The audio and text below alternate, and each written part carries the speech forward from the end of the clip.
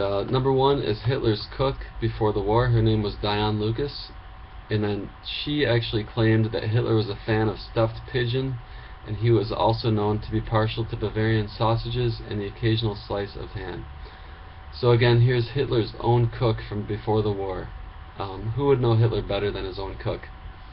Stating that Hitler was a fan of stuffed pigeon, Bavarian sausages, and sliced ham.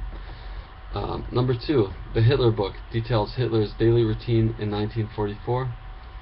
After midnight, Eva would direct that there should be another light snack of turtle soup, sandwiches, and sausages.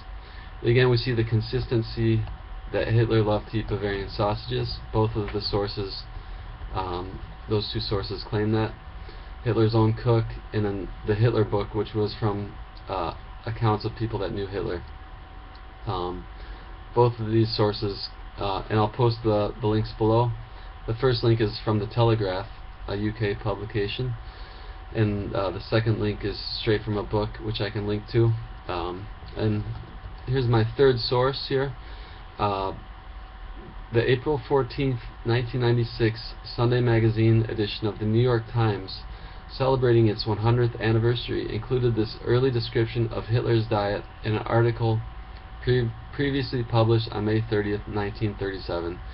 And so the New York Times basically re-released an article that they published in 1937, and it was called At Home with the Fuhrer.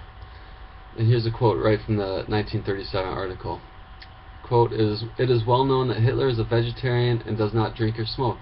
His lunch and dinner consist, therefore, for the most part, soup, eggs, vegetables, and mineral water. Although he occasionally relishes a slice of ham, he relieves the tediousness of his diet with such delicacies as caviar." So again, the New York Times is saying that vegetarians eat ham. And I've never met a vegetarian who would ever say that. That, yeah, I'm a vegetarian and I eat ham. Again, that's, I guess, Hitler's twisted idea of a vegetarian. And so why would Hitler, again, claim to be a vegetarian and propagate this idea? And there's a book that Robert Payne wrote called The Life and Death of Hitler, and he really explains why Hitler promoted this idea. And here's a quote from the book, "Hitler's asceticism played an important part in the image that he projected over Germany. According to the widely believed legend, he neither smoked nor drank, nor did he eat meat or have anything to do with women. Only the first was true. He drank beer and diluted wine frequently. He had a special fondness for Bavarian sausages," again we see that, "and he kept a mistress, Eva Braun, who lived with him quietly in the Berghof.